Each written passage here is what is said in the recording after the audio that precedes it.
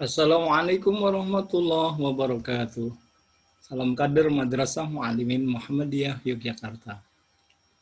Anak-anakku yang soleh, selamat bertemu kembali dengan diri saya selaku pengampu mata pelajaran Bahasa Indonesia di Madrasah Mu'alimin Muhammadiyah Yogyakarta.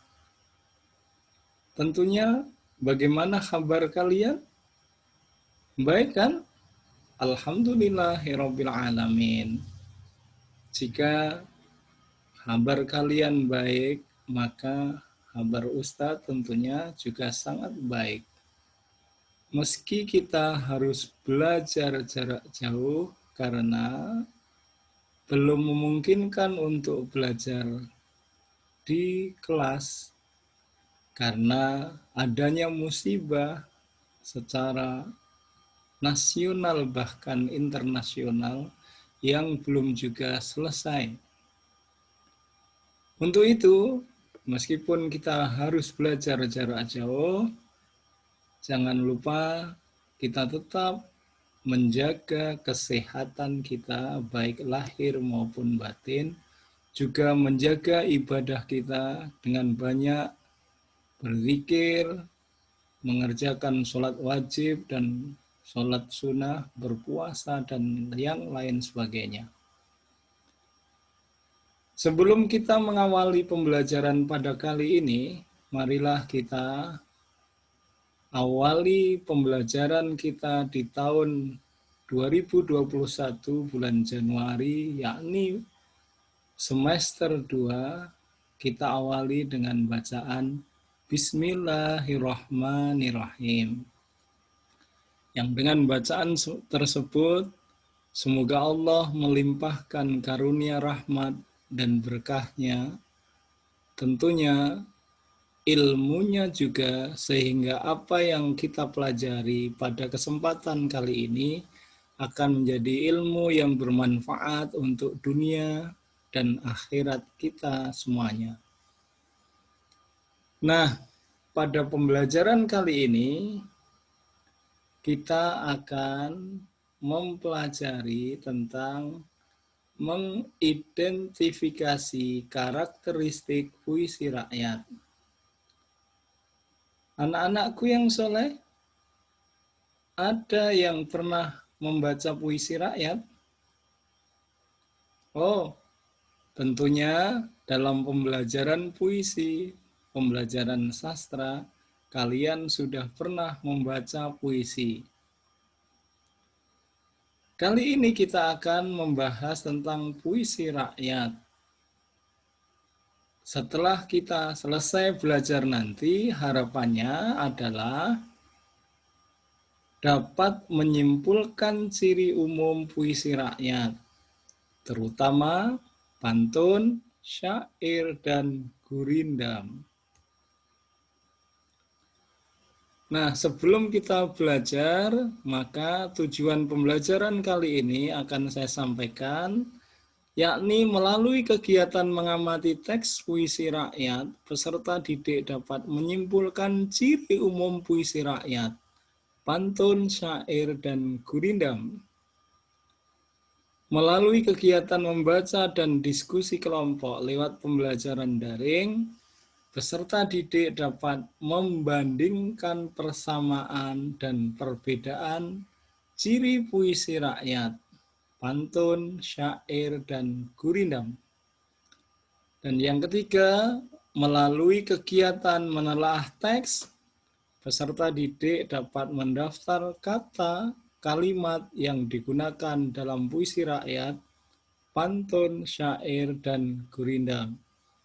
Nah, pada kesempatan ini kita akan menyampaikan yakni tujuan kita yang pertama, yakni agar kita dapat menyimpulkan ciri umum puisi rakyat, pantun, syair, dan gurindam. Ada yang tahu puisi rakyat itu apa? Puisi rakyat merupakan karya sastra warisan nenek moyang yang memiliki nilai-nilai tertentu dan telah berkembang luas di masyarakat. Puisi rakyat termasuk puisi lama, yang masih berpegang pada serangkaian aturan seperti rima, bersajak A, atau AB, AB, jumlah barisnya sudah ditentukan, misalnya ada 4 jumlah barisnya, ada yang 2 jumlah barisnya dalam satu bait, dan yang lain sebagainya. Nah, kita akan mencoba mempelajari tentang puisi rakyat. Saya sampaikan contoh pertama, yakni pantun. Ada 3 jenis puisi rakyat yang dikenal di Indonesia, yakni pantun, syair, dan gurindam. Sekarang siapa yang bisa membaca contoh pantun? Nah, saya akan mencoba membacakan. Kemana kancil kita kejar, ke dalam pasar kita mencari. Ketika kecil rajin belajar, ketika besar bergunalah diri. Ya. Berikutnya contoh dari syair ataupun gurindam. Saya bacakan contoh syair, perhatikan dengan baik-baik. Nah, syair. Wahai nanda buah hati bunda, hiduplah jujur jangan durhaka. Jauhkan bohong, haramkan dusta, supaya hidup tiada ternista. Contoh gurindam, perhatikan. Barang siapa tiada memegang agama, tiadalah ia dibilangkan nama. Barang siapa mengenal Allah, Allah, suruh dan larangannya tiada salah. Nah, itulah contoh pantun, contoh syair, dan contoh gurindam. Ketiganya memiliki ciri khas masing-masing. Agar lebih paham, maka simaklah penjelasan lengkapnya berikut ini. Yang pertama, ciri-ciri pantun. Tadi, pantun terdiri dari 4 baris. Sama dengan syair kalau begitu, terdiri dari 4 baris. Baris pertama dalam pantun misalnya. Kemana kancil kita kejar, ke dalam pasar kita mencari. Ketika kecil rajin belajar, setelah besar senanglah diri. Berarti dalam setiap bait terdiri dari 4 baris. Dalam setiap bait itu terdiri dari 8 sampai 12 suku kata maksud Ustadz. Misalnya, contoh, kemana kancil 5 kita kejar. Berarti ada 9 suku kata. Ke dalam pasar kita mencari 10 suku kata. Ketika kecil rajin belajar 10 suku kata. Setelah besar berguna diri 10 suku kata. Sama dengan syair, setiap baris juga terdiri dari 8 sampai 12 suku kata. Dalam syair itu ciri-cirinya bersajak AB-AB. Jangan dipetik selagi kuncup. A. Biar tumbuh bersama duri. B. Tadi cop dengan ri berarti dilambangkan cop A, ri sebagai B.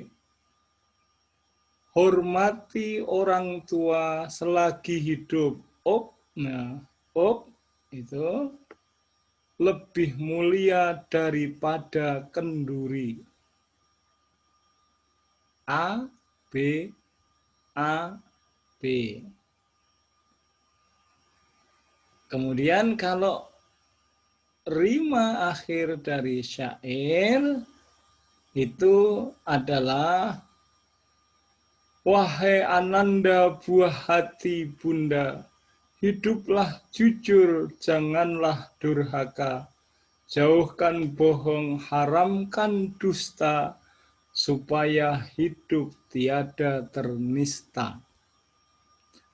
Berarti memiliki rima A, A. Baris pertama dan kedua dalam puisi pantun merupakan sampiran. Sedangkan dalam syair tidak ada sampiran, namun setiap baris adalah isi. Terus baris ketiga dan keempat dalam pantun adalah isi. Dalam syair ini ciri berikutnya berisi cerita atau pesan. Selanjutnya, lihatlah, cermati ciri-ciri gurindam. Terdiri atas 2 baris. Setiap baris terdiri dari 10 sampai 14 suku kata. Rima akhirnya berpola AA.